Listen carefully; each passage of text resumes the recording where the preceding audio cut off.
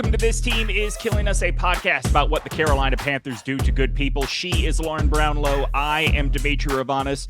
And Lauren, what is killing me today is that Dan Morgan did absolutely what I said they could not. The news comes out on Tuesday that the Carolina Panthers have traded Diontae Johnson, and the uniform reaction from the fan base is, why bother?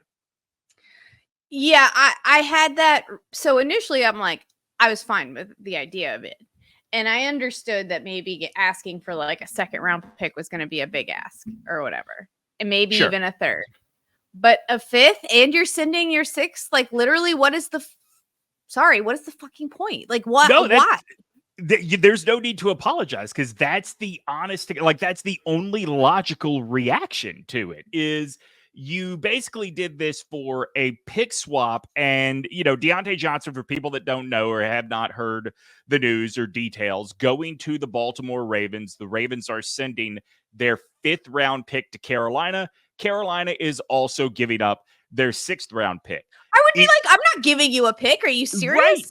Right. That's why. So a couple of weeks ago, we talked about the sort of back and forth that our buddy Nada and I got into on Twitter about me saying, like, I don't think you can keep asking fans to accept hitting reset over and over again. I'd hold on to Diontae Johnson. And he said that if the package was right, you have to do it. I agreed with him on that. I respect that opinion. It just never in a million years seemed like a reality that the package would be right. And here we are, because it's not just a pick swap. It is the fact that we may be talking about literally 2 or 3 spots in the draft. That's what I was thinking too. Like, that was what I was about to say. Like, that's my biggest issue with it. It's not the fact necessarily because, like, I get it. You're not gonna get anything for him. He's gonna sign somewhere else after this year. We all understand that. So you want to get something instead of getting nothing. However, you basically got nothing and you set the rest of the season completely on fire. Yeah. I mean, look, here are the sort of stats behind this. The Ravens are 5-3 right now. They are in a division that definitely has a top and a bottom, right? The Bengals seem to be falling off. The Browns are a mess. The Steelers are a game ahead of them right now, but, you know, who knows what to expect from the Steelers with their quarterback situation. Conversely, the Panthers are not only the only 1-7 team in the league right now, they also, Lauren, they have a point differential for the season of -147. All right. The team that is number 2, or I guess number 31 in point differential is New England, whose point differential is less than half of what the Panthers is at 73. Yeah.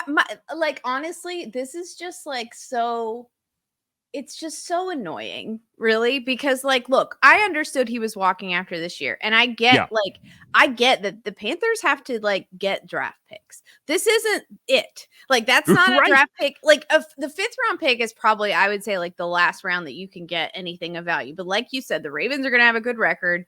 They're not going to have a super high pick in the 5th round anyways. And you were going to have a high pick in the 6th. So now you've essentially like traded up, like, I don't know, 5 or 6 spots, maybe for the value you're giving them. Like, that's my thing. That's a starting wideout for you. That's a number. I mean, he's a number 1 wideout caliber player, in my opinion. Maybe not on every team, like, obviously, but like, he's that caliber of player. And so to only get that back, it's like, what? How? Yeah, no, I agree with you completely. The Ravens are in a position right now where they're already in a playoff spot. And granted, we're only halfway through the season, but these things are worth taking into account.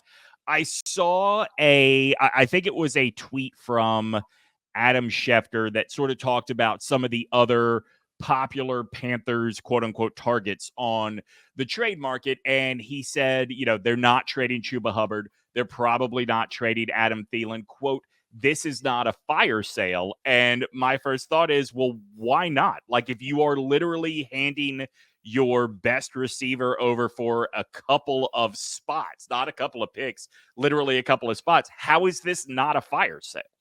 Well, and my thing is, though, why is it a badge of honor then that this is not a fire sale, I guess?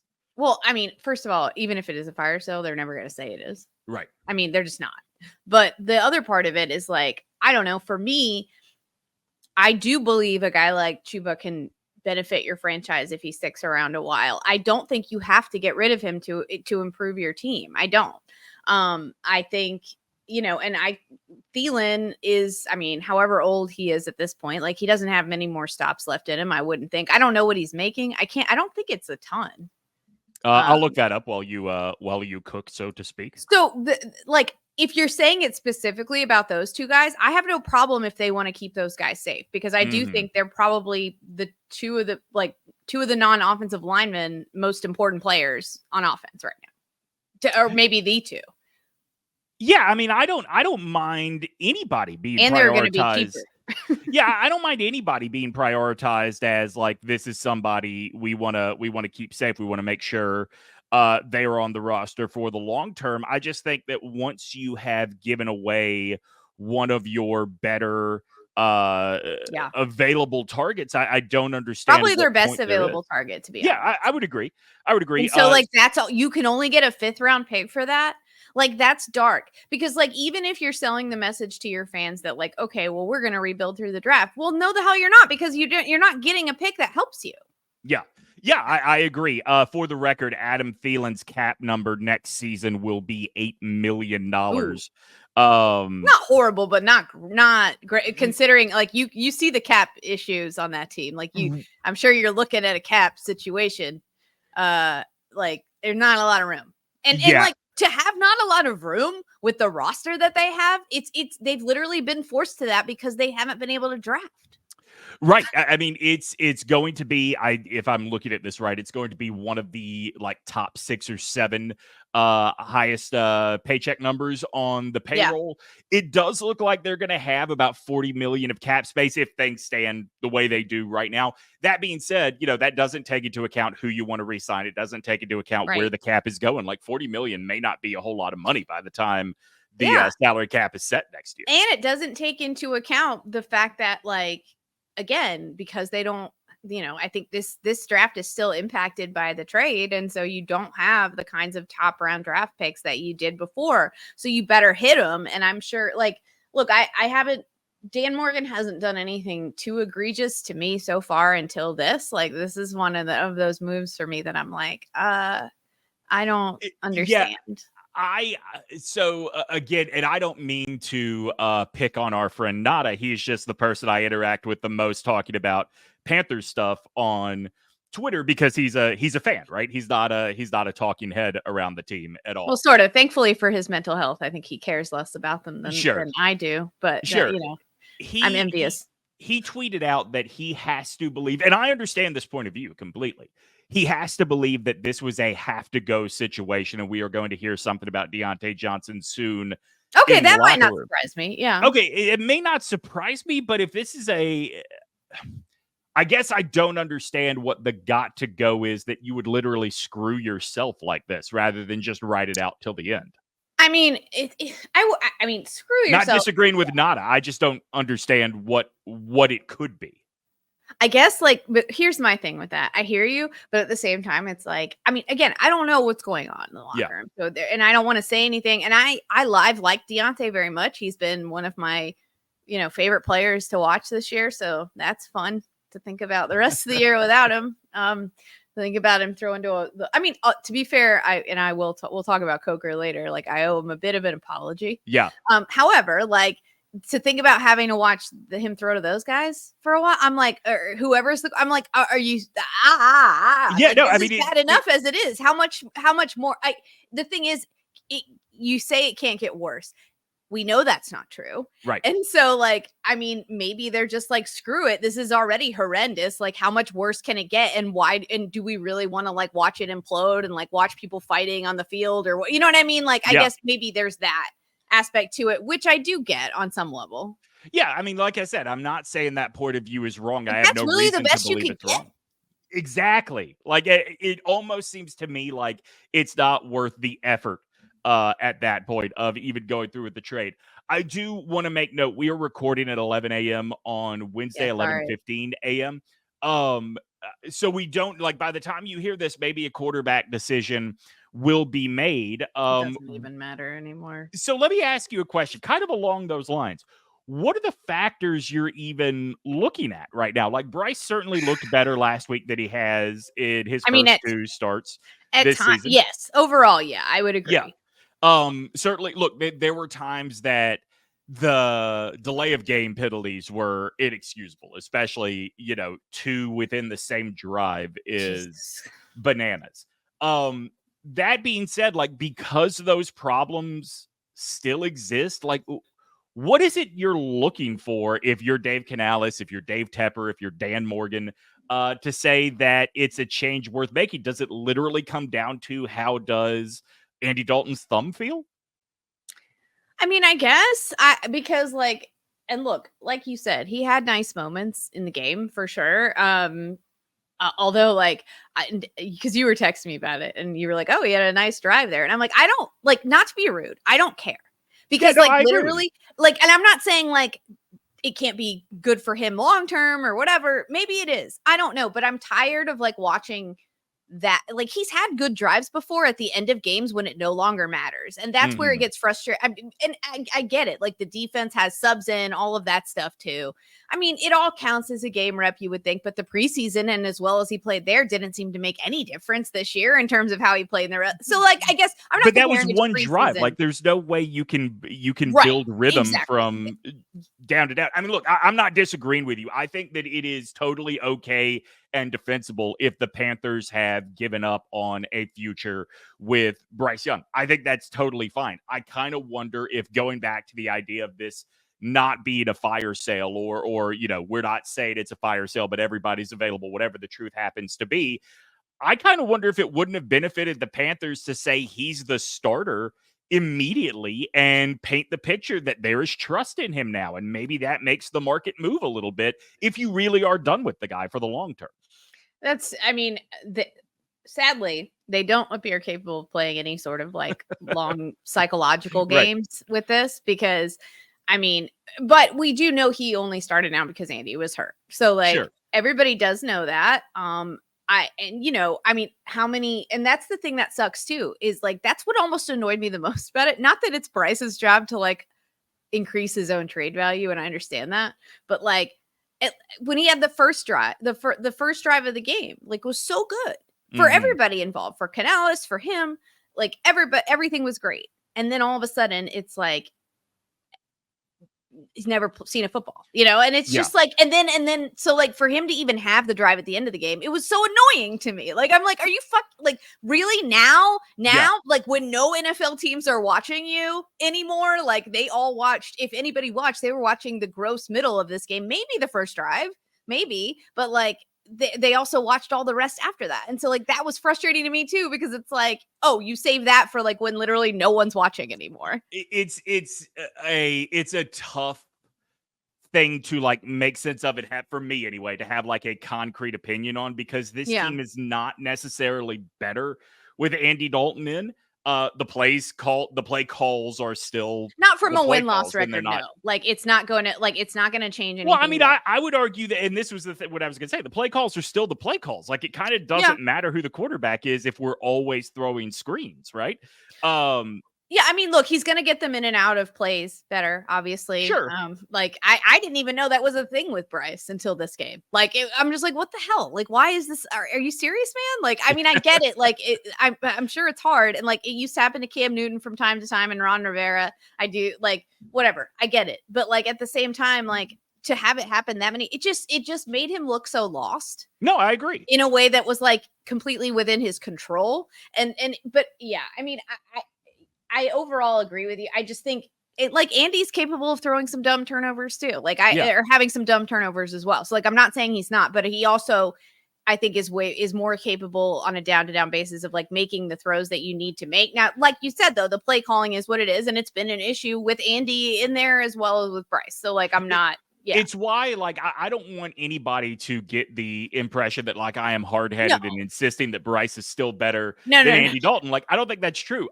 I think the biggest problem, I should say, is the play calling. The play calling's not going to allow whoever the quarterback is to succeed, no matter what level of talent they have. Yeah, and it really, I think, became almost even more glaring that last week, like as an issue, because it almost seemed like the play calling and the quarterback were reflections of one, like the coach and the quarterback were like reflections of one another, and not in a good way. Yeah, absolutely. I do want to let everybody know we have a new podcast that debuted here at OG Triangle Media this week, the Women's Basketball Show with Mia and Mitch. Mia O'Brien, Mitch Northam, they are going to be taking you through everything in the world of women's college basketball every week, or excuse me, women's basketball in general, because during the summer, they'll do the WNBA. So look, it's a big national show. Mitch is going to launch a localized version of the show for OG fan subscribers a little bit later on in the season. You know, you hire new people. You gotta let them get their legs under them first before you start throwing new wrinkles at them. But in the meantime, you could get that show for free. You could get ready for not only the subscriber exclusive show, but also everything else that comes along with an OG fan subscription by going to ogtrianglemedia.com. Lauren, you teased this a little bit earlier, and I think it is worth asking now. You said that you sort of shiver at the idea of Jalen Coker being the top receiver on this team. And even though Coker has proven himself, I don't disagree with you. It is part of the reason that I have trouble just fully giving myself over to believing what I'm seeing with Jalen Coker is I thought we were done with that level of dude being the top receiver on this roster. I'm happy he's emerged the way he has. It feels like we are running in place. Yeah, I do get that. I just at the same, like, I loved some of the catches he had. Like, yeah, absolutely. They were not catches that I thought that he was capable of making. And I will admit that, like, am I being a bit of a snob about like where he went to college and where he was drafted? Yeah, I am. But like, I also Lauren, understand you're not alone though, right? Like the whole NFL passed on him 7 times. That's what I'm saying. And like, it's a talent. It's like just me understanding how this league largely works, right? Like there can be reasons. And look, I understand as well as I'm a fan of teams like a Holy Cross in college. I think they're what make college football great. And I think players from schools like that are often looked down upon, even if they can be really good in the scouting process. So I understand that part too. But like you said, like, it's either me believing that Coker is the answer, or that the Panthers GM knows better than like all the other GMs, and there's just like literally no evidence so far to suggest maybe it will, and like good on him if so. And he's playing great, so like hopefully it can continue. I do think wide receiver is probably one of the more like, I don't know. Is upwardly mobile the word I'm looking for here? Like, no, I think you can become a really good wide receiver and not matter as much that you were undrafted and played at Holy Cross. You know what I mean? Yeah, as opposed to like offensive line or defensive lineman. I don't want an undrafted dude out of Holy Cross playing that. No, I think anywhere you get to have the ball in open field, you have a chance to kind of come out of nowhere. I can't remember the dude's name, but do you remember the punt returner and kick returner for the Saints that literally was delivering beer in New Orleans the week before he got an open tryout with the team and was like ended up being on the roster for like 4 or 5 years? No, but I'm sure he's scored on the Panthers before. I'm positive he did, because at one point it felt like he was scoring on everybody. But look, to your point about you could literally come out of nowhere, Coker started out this season on the practice squad. He has played a total of 5 games this year. And let's throw out game 1 because he was barely on the field. But in the last 4 games, he is the team's leading receiver. He has the highest PFF grade on this team, period. He's in the top 4 among the rookie class of pass catchers, behind only guys like Malik Neighbors, Brian Thomas Jr., who's top 10 in the league in receiving yards right now, and Brock Bowers. He's also leading the team in yards after catch, which is important if all we're throwing is screens. Yeah. Oh, God. But and also, like, let's be real. There are guys that have better pedigree on this roster on paper that ain't performing like it. Right. Mingo. Okay. Yeah. Agreed. So, I mean, he's not alone, but like he certainly sticks out as like, I mean, he was a 2nd round pick, like it was and look, Xavier Leggett, I'm mostly happy with, but he's had his moments. for sure. For sure. You know? For sure. And look, I'm going to compare those two in a second, but you mentioned Mingo. Like, the difference is you talk about pedigree, and it's not so much pedigree for me as potential. Like, For if sure. he could just hang on to a ball, what a difference he could make for this team. I don't think that way because I've been so Mingo. I hear you. He's not a new Panthers wideout for me. Let's just put it that way. Like, the dude that was highly touted, and you're like, he could be great, but he has no hands. Right. Oh no. And it's like, ooh, but that's kind of a big deal. it's in Carolina, we kind of got Ted Ginn Jr. by the time we kind of knew what Ted Ginn Jr. was. But it feels very similar, right? Like, if he could just hang on to the ball, he could outrun everybody. But boy, is that if he could just hang on to the ball part, just a dream too far. It's kind of seeming to be a big issue. And it's like getting worse, not better. Yeah. Like, literally at one point, there was one that like hit him literally right on both hands. And you're just like, are you like, and look, Bryce had trouble in this game. Even when they let him uncork it a little bit, which I'm sure we'll get into, it was like, he had trouble finding guys, but then, then he started getting closer and closer. You could see his accuracy start to improve, and he like hit somebody, and you're just like, bro, this is the most important part of what you will do. You need to put. It was Liggett literally lost the ball in the sun. It hit him in the hands, and those 4 o'clock games, though, I will say, because like I think Andy Dalton's like first pick 2 weeks ago was due to like the sun, because he was. I saw him looking like straight into the sun, and I was like, I don't think he saw that guy there. Yeah, look, Liggett has come on. I think it is worth saying that he's gotten better from week to week. Look at those PFF grades for pass catchers, rookie pass catchers on the season. Because Liggett is coming on now, the Panthers have 2 guys in the top 15. I mean, maybe that says something bad about how much we're relying on these guys, but I'm happy to see the performance. I think when you look at Liggett and Coker side by side, the thing you cannot ignore is that Liggett's performance, Coker's performance is in line with the number of targets he's getting. It doesn't seem absurd anymore. Yeah, for sure. I mean, it's clear that whoever the quarterback is, like, they trust him, because I remember, like, we both were complaining some about, like, why do they keep going at Coker? And I think, like, last week was definitely some validation for why they keep going to him and what they're seeing out of him. They feel like they can trust him. And I get it. Like, he made some very difficult catches in that game. Yeah. Like, again, apology to the Coker family, like, everybody, I was a little too hasty and judgy, and you proved it. You were literally the only part of that football game that I enjoyed on any level. Right. That is a really good way to say it. I want to wrap on a piece at the Charlotte Observer. Lauren, did you read this when I posted it in our rundown by any chance? I did start it. I've not finished it. Okay. I did enjoy the way you described it. Yeah, I don't need you to finish it at all, because the headline is absurd enough to why even bother with the rest of it? The headline of this story is how Carolina Panthers, now on a 5-game skid, are resisting making losing the norm. And with all due respect to Alex Zietlow, who I don't know, and I'm sure takes their job very, very seriously, what the hell have you been looking at the last year and a half to say we don't want it to become the norm in Carolina? Yeah, I mean, it's been the norm now for a while. I mean, does it keep getting worse? Like, yeah, it does. Somehow. Yeah. Just continuing to plumb the depths is what we're doing. So it's crazy you say that, because last year was a 2-15 team, and they didn't have the pick that should result in being a 2-15 team.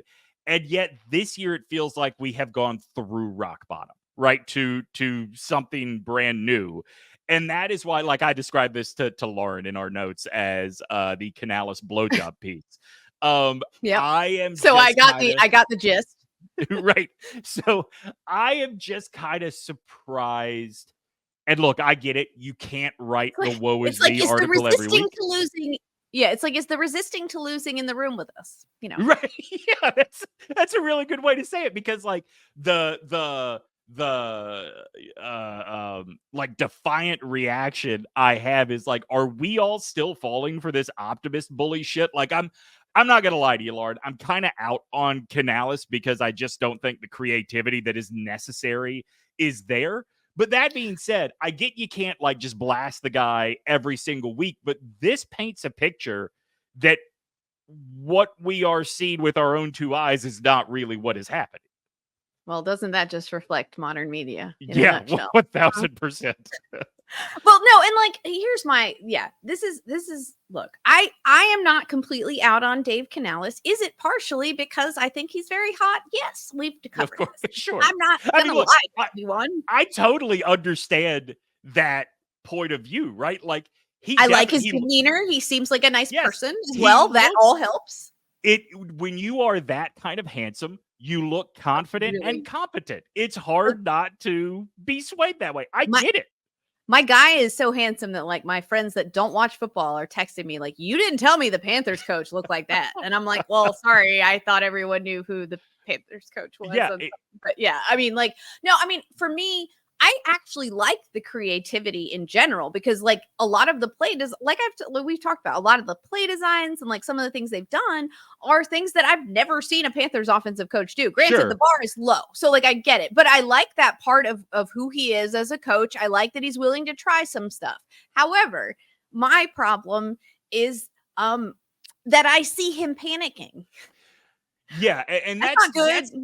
That's kind of my takeaway from Canales is not like an inept boob, right? Like, no, I think that he is just not ready to not have somebody pushing his buttons, right? We talked about this last week where I said, I wonder if Todd Bowles was the voice telling him we can't get conservative. You got to keep pushing the pedal to the floor. Like, I don't think he's capable of doing that without prodding. And you can't do that when you are, or you cannot be that personality if you were going to take on the responsibilities of being both the coach and the play caller, the head coach and the play caller.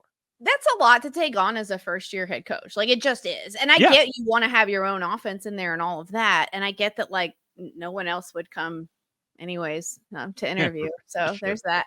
But, like, my thing is just, like, I need him, like, for a guy that's, like, as seemingly zen as he is. And, like you said, like, it's not reflected in the way he manages a football game. And we've talked about this before, too. Like, there are coordinators that are great at what they do. Right. It's their offense, and it doesn't always translate. And part of that is because there is like a nuance to managing game situations. And I just don't, I just feel like you see the panic in his play calling happen when it's not time to panic yet. And it's very confusing. And like the play calling is often becomes something that I'm like, well, what are they trying to do right now? Or like, why are they doing that now? Like, it's very confusing after the first drive. The first, if they could make the whole game out of the first drive. Sure. You know, I mean, black box. Basically. Look, I am not out on Canales in the way that like, you know, to me, the worst case scenario for a guy like Canales, a guy that wants to paint the positive picture every chance he gets, the worst case scenario is like Butch Jones when he was the head coach at the University of Tennessee that would, you know, make comments like that they don't have 5-star players, but they're looking for guys with 5-star hearts. And, you know, we won the first 3.5 quarters of that game. He's not like we don't even win that many. So I was going to say he's not actively insulting in that way, but that's a good point. Like, they're rarely ahead for that many. It's not actively insulting. It is, you know, we were sold that he was going to be brought here to do a very specific thing. And through, like, I don't think this is his fault necessarily. The situation is so much worse than what we were sold. And the problem that I have with this column is what is insulting to fans is that it is another one of these, like, just wait till it clicks. And I don't see any evidence that we should believe it's going to. Right. Especially with like who's currently on the team. Like what signs of like I did read enough to see like one of the signs of progress to be like holding the Broncos to like fewer rushing yards. And I'm just like, okay, but when they're allowing like a touchdown every time the offense has the ball, like who gives a shit? Sorry. Right. Like, I mean, like, I'm sorry. Like that's to me, that's like lipstick on a pig, you know, like it doesn't. it's like, why are you trying to tell me that this is a good thing when like they didn't need to run it, so they didn't? Like Bo Nix just threw all over your ass, basically. Yeah. Was it is it Bill Parcells that had the you are what your record says you are quote? Yeah. Yeah, I mean that is who this team is, and maybe there are little things happening in the locker room, but again, I go back in the last 2 weeks, Lauren. I think this is important for people to know what our private text conversation is on Sunday. In each of the last 2 weeks, 2 weeks ago it was me. This week it was you, but in each of the last 2 weeks, one of us has said to the other, "This is so much worse than the Saints game." Like, yeah. Even though the score didn't reflect it, like absolutely. The fact that that was the other thing that pissed me off about Bryce's drive. Like, whatever, it's fine. I get it. He wants to have some success, but like he made the margin of victory look better than it was. And like the score did not reflect the absolute like horrendous performance that the Panthers had in that game. It like literally, and that's what bothered me too. Like one of the first lines in that article was about like, oh, we're going to go back to fundamentals or whatever. Well, you're doing a shitty job of it because the fundamentals continue to get worse. And like, that's what's so infuriating about watching them too. It's not because it's not just that they're sucking and that's why they're losing. It's because they're making extremely preventable mistakes. Yeah. That you're just like, why? You don't have to do that. Like, why are you false starting that much? Why are you getting these delay of games? Like, why does this stupid, unnecessary shit continue to happen? Like, stop it.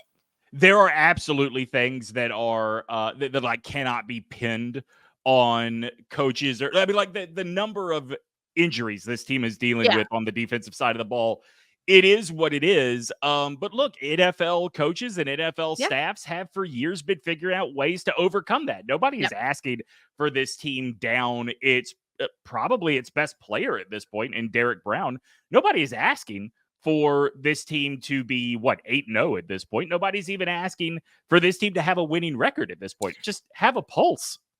You know, the only thing I would really like to see, if we're being honest, is someone involved in this organization. I know that Canales can't do this for somewhat obvious reasons, but like whether it's David Tepper, I'll hold my breath and die until that happens. Right. Dan Morgan, somebody to just stand up and be like, look, we understand. Like this sucks. Things are bad. We see it too. Yeah. Like these, maybe even give us like concrete, like, okay, this is what we're going to try to do to fix it. Like, you don't have to give like everything away, but like give us something, like give us like, okay, we think we can address X deficiency by you know what I mean? Like people need something, like give me something, because right now you look at this team, you look at the fact they don't have a lot of cap space, they don't have a lot of draft picks, and you're like, how the hell does this improve in any meaningful way? Like even like next year or the year after that, like David Tepper, I would love to even have him say like, you know what? I screwed up. I would applaud the hell out of that. I think it would mean a lot to fans if he just said, you know what? I probably got too involved. I need to just make sure I take a back seat. And do you know how much favor that would win him in Charlotte? Like he has no idea. Yeah, no, Lauren, he's not going to do that. He's going to buy the land that the Dilworth Neighborhood Grill sits on and bulldoze it. That's the way he deals with his screw ups. Such a buffoon. He's that's the thing. Maybe Lauren, I'm gonna stop you right there because there is no better end